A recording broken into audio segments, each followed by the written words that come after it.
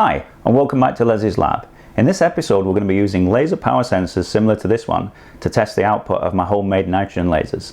Later on in this video as well I'm going to debut the largest TEA nitrogen laser that I've built to date, so stay tuned. So if you've been following my videos, you'll know that I've been building homemade nitrogen lasers and homemade dye lasers. And I suppose now has come the point to actually perform some measurements on these. You know, what's the output power, what's the wavelength of the dye lasers and so on. So today I wanted to take a look at actually just measuring power levels. If you've played with lasers before, you'll be familiar with this kind of tool. This is a coherent laser check, and with it we can measure you know, continuous wave laser diodes if we wanted to, argon lasers, whatever else have you, as long as, you know, the power's not too excessive. I think these will go up to 50, maybe 100 milliwatts or so. You know, a pretty useful tool to have, but unfortunately not very suitable for measuring things like dye lasers and nitrogen lasers, which are both pulsed and have quite high peak powers. So I went looking around on eBay for various solutions to this. And I'll show you a few sensors I've picked up. This is a Gentec sensor. This is a pyroelectric sensor that's designed to measure pulsed lasers. And on the back there, it'll say that into a 1 megohm load, you'll get approximately 13.72 volts per joule as its output. And we'll talk a little bit more about these Gentec sensors in a minute. So this is designed for, you know, particularly high-powered lasers like YAG or Ruby, something of that ilk, where you're expecting, you know, maybe 2, 3, 4 joules of output. Obviously, we get microjoules out of nitrogen lasers, so we need something a little bit more sensitive. One of the first things I looked at was using photodiodes to actually measure nitrogen lasers. So this is a Thor Labs FDS 010 that I've shoehorned into a tiny little attenuator case. It still says 20 dB on the side. There's not much to this. It's just a silicon high-speed photodiode. You might be able to see it in the case there. It's all very, very tight because I wanted to keep everything as fast as possible. The problem with this is that the rise time of the photodiode is about 1 nanosecond, and the fall time is about 1 nanosecond. The bandwidth of my scope, even with the hack, is only 100 megahertz. So the best sort of pulse widths we can ever see out of this thing are, you know, even with a 2.5 nanosecond nitrogen laser, which is a pretty long pulse for a compact nitrogen laser, we still can't make reasonable measurements because the pulse that the nitrogen laser is emitting is just too short for the equipment, essentially. So I did a little bit more digging. I actually found these two on eBay. These are again made by Gentec. These are ED100As. The acceptable wavelength range is from 190 nanometers to 20,000 nanometers, so the wavelength range is really quite vast. They'll measure anything from 1 microjoule all the way up to 40 millijoules, which is perfect. It's right in the range that I'd expect from the nitrogen lasers and the dye lasers. These work a little bit differently from silicon, so we'll just pop this one open. As you can see, it's a very, very small sensor. They've actually built it into a BNC connector, which is fantastic. And on the front, we've got a black coating there. Yeah, so these are significantly different than silicon photodiodes. These are a fast pyroelectric material internally, which produces a current when you subject it to a temperature change, essentially. In fact, if you bang this on the table, it's microphonic. If you hold it in your hand and you have it DC coupled on the oscilloscope, you'll see the waveform essentially change with temperature over time. But they're pretty fast. When you connect these up, you're going to, to measure these things. So I'll sort of start from the beginning with this. When you see these sensors on eBay, all of these things, quite often you'll see them with the metering equipment as well. It'll come with a meter. One thing I've got to say right now is you don't have to buy the metering equipment with these things. You can just buy the heads. The output from these you can directly read on a scope. So there's no need to, drop $1,000 or £1,000 or whatever it is on the whole kit. You can just buy the heads themselves, as long as you can get the data sheets. The output from this is a fast rising voltage pulse that decays exponentially over time, and we'll see that on the oscilloscope shortly. To measure the amount of power that the sensor has just been subjected to, you simply measure the height of the pulse, which is proportional to the deposited energy. So it's great. You can simply measure the height of the pulse and then divide the result that you get by the sensitivity of the sensor in joules per volt. This has a serial number on it, and on the case the serial numbers match, so this is one thing to watch for if you're in the market for these. The serial number needs to match essentially the certificate on the case there, and it says that into 1 meg we'd expect 134.3 volts per joule. Obviously you'll never measure a joule on this, so you'll never see 134 volts out, right? But it's to give you an indication of how you might go about taking your own measurements.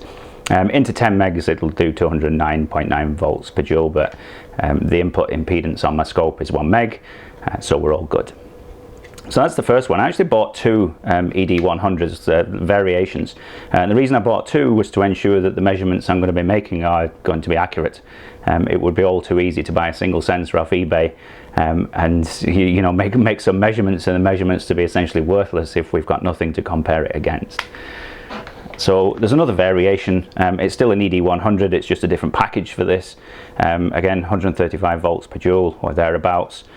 This one's mounted in a short length of coax for easy mounting, so we've got our BNC connection on the end, and we've got the long slender sensor itself.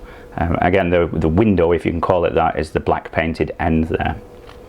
So let's fire up the nitrogen laser and we'll take some measurements. So I'm going to use the MNL100 that I've shown in a previous episode. This is a industrial nitrogen laser. It's not one that I've built, but it'll give us a good ballpark for measurements. So I have the MNL100 set up and running in the background there, and its output, if you've seen my previous videos, goes through a piece of quartz fiber optic, which I've got directed straight at the energy sensor itself. And on the screen of the oscilloscope there we can see our pulse. We're currently measuring about 10.2 millivolts, give or take, as the laser's running. So we can then sort of calculate what our actual output is. If I put this into a calculator that I'll show you guys in a minute, I actually sort of rattled one out in JavaScript real quick. That gives us 74.46 microjoules, which actually matches more or less up with the internal calibration of the MNL100. It says it's 73 microjoules. It gives us a peak power of 31 kilowatts and an average output power at 1 hertz of 0.7 milliwatts. At 20 hertz, which is what this is running at, I'll just fettle the calc and run it again. So that gives us an average output from the MNL100 of 1.49 milliwatts, which again matches up with the expected specifications. So this is a little JavaScript calculator that I've rattled together to be able to do some measurements. I didn't want to have to be pulling the calculator out every time to compute between millivolts and volts and all that carry on. So we just put in our sensitivity up the top, so 134.3 volts per joule. We put in how many millivolts we've just read, so we're reading 10 millivolts there. We need to put in what the pulse width is that we're expecting. Again, I can't measure this, but the specifications say 2.4 nanoseconds, so we'll go with that. And then we put in our repetition rate, which actually should be 24, since we're running at 24 hertz. And then it does the calculation for us. So it'll say 74.46 microjoules, 31.02 kilowatts. That's our peak power, and then 1.79 milliwatts out of average power. So pretty schmick. I think this has come together really quite well. The calculator's a bit, I just threw it together, but it's fine, it does the job. Now this will be a little difficult to catch on video here because I'm trying to do 3 things at once. I think it's high time I got myself an optical bench so I could clamp things down. But I'm holding the sensor in front of the dye laser, which is being pumped by the nitrogen laser over there, and you should be able to see on the scope that we are getting a signal out. It's quite a small signal. I'm reading about 1.2 millivolts. So if we run that through the calculator real quick,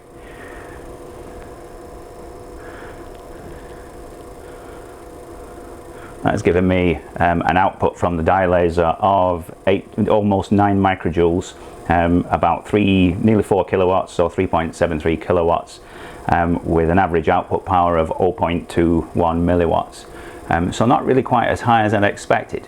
The good thing about having a sensor now, in order to take some actual measurements, is before, when I was trying to optimize things like nitrogen laser design and dye laser design, it's kind of difficult to do with the Mark 1 eyeballs. You can say, well, it looks brighter, but something looking brighter isn't really a scientific measurement.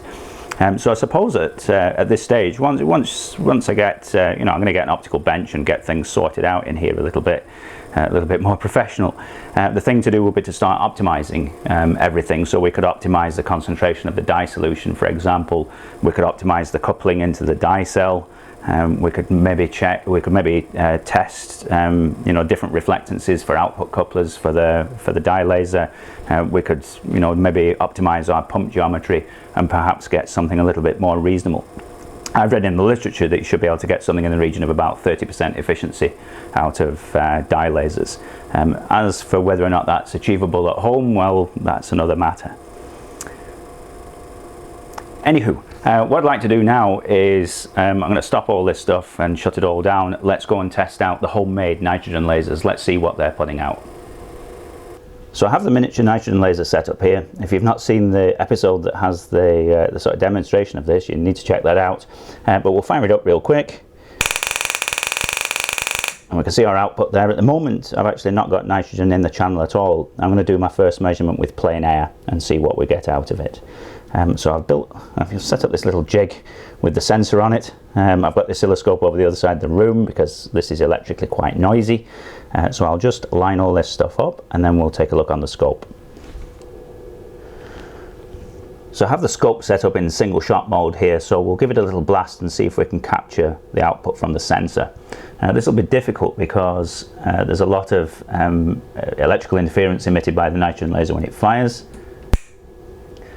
But we've got our pulse there. We can see the colossal amount of ringing from the discharge of the spark gap, but we can make out the hump in amongst all the noise. We can make out the hump of our pulse. Let's stretch it out a little bit so we can see roughly the curve of the pulse in amongst all the noise there. Kind of difficult to make out, but it looks like we're reading about 1 millivolt or thereabouts.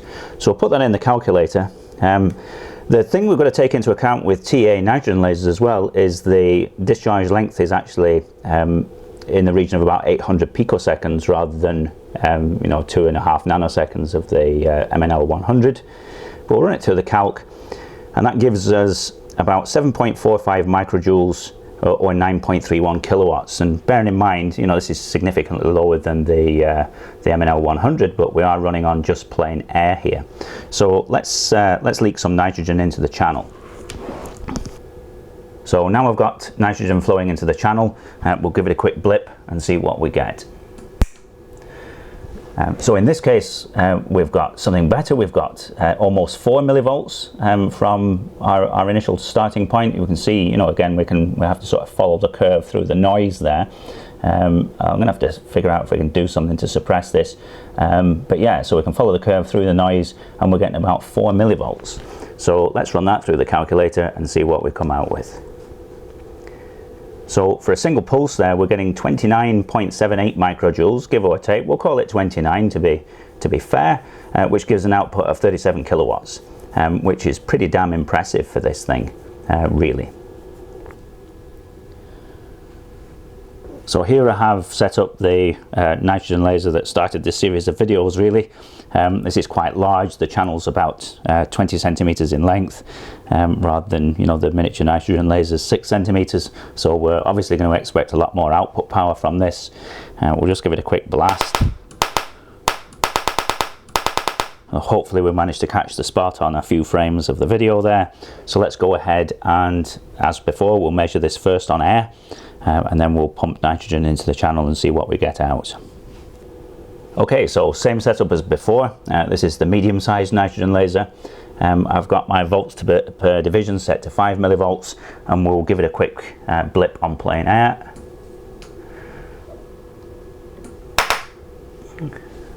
So there's our shot. Quite a nice looking signal. Yeah, so in this instance we're at 5 millivolts per division.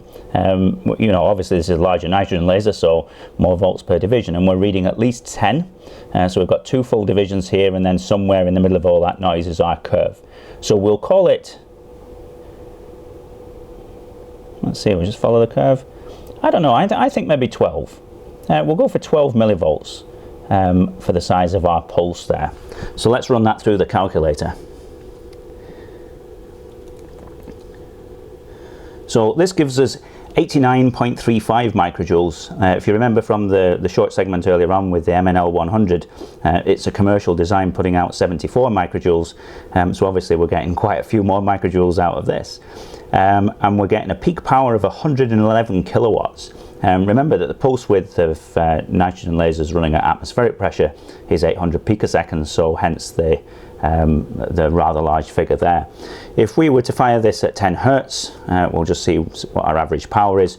We get just shy of a milliwatt out, so we get 0.89 milliwatts. This laser has been, tested up to about 25 hertz as well.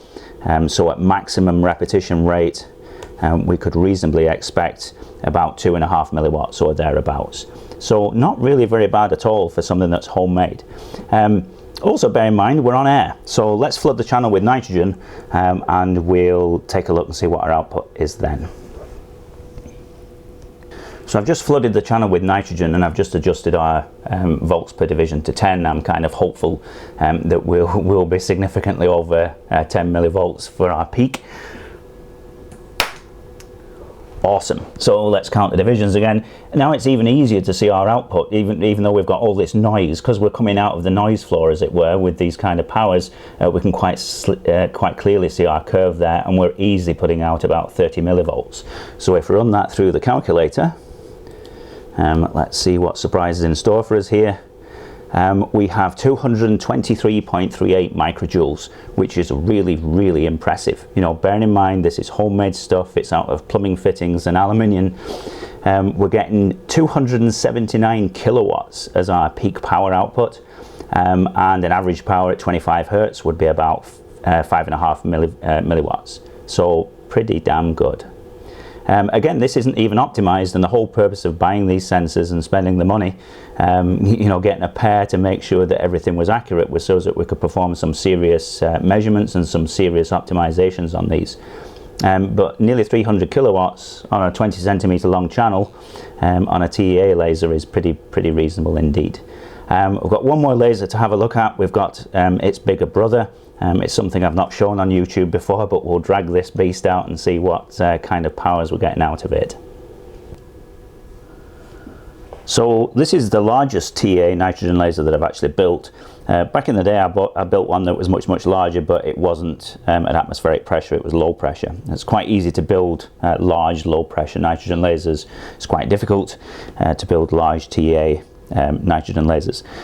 This one with just plain air in the channel, if it's set up correctly, is enough to threshold a dicell just straight off the bat without, like I say, no nitrogen. There's enough gain in there to threshold it. We'll see if we can catch that on camera. Don't know how well this will work. This needs quite a bit of optimization yet to be done to it. It's quite unstable, but we'll give it a go.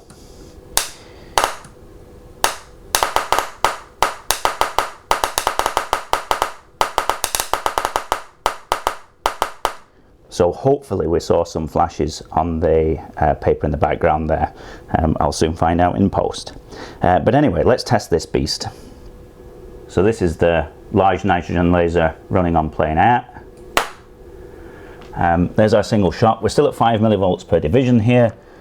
So let's wind this out and see what we're looking at. It looks like we're 5, 6, 7, I don't know, maybe 8 millivolts, something like that as our output. So let's have a quick look. We'll rattle that in the calculator,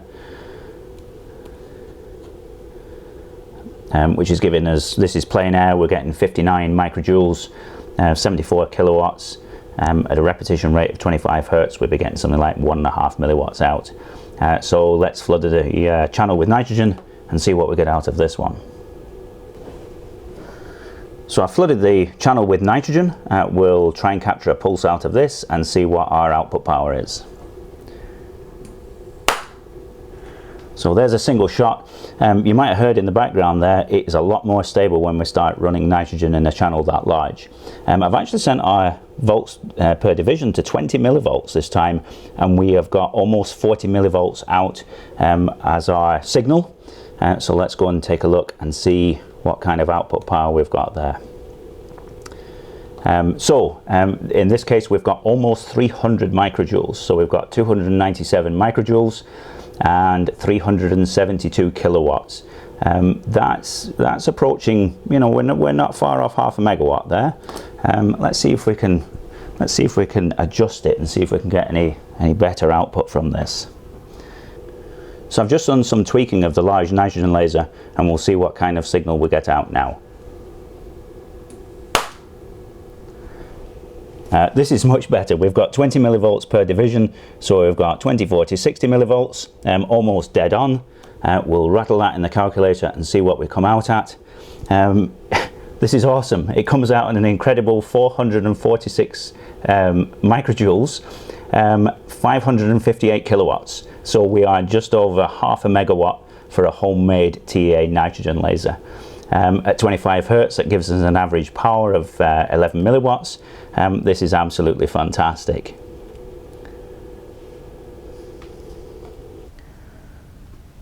I'll just talk a little bit about this large nitrogen laser. It might actually become a video in and of itself. We'll just fire it up real quick. You can see that when it runs, it's quite unstable. It sparks at one end, and that is because for some odd reason this prefers having the electrodes sort of go in at an angle towards the back for maximum output power. The whole purpose of this was to see really if we could build a TA nitrogen laser that was approaching the theoretical limit. If you look up in the literature, beyond about 35 centimeters of channel length or so, you end up with a situation where you get really quite diminishing returns on your output power. And I believe once you get to about 40 or 50 centimeters, forget about it. The inductances are much too large, and you've got all sorts of additional factors which make for a very poor laser. The dumper, in case you want to know, is almost 4,000 picofarads, and the peaking capacitor is, as usual, 60 picofarads per centimeter. But yeah, it's a pretty impressive, scary laser, it has to be said. Like I say, maybe with a little bit of tweaking and a little bit of care, we can maybe get rid of the sparking at the end of the channel. Perhaps I'll take the channel apart and polish these with a real fine polish.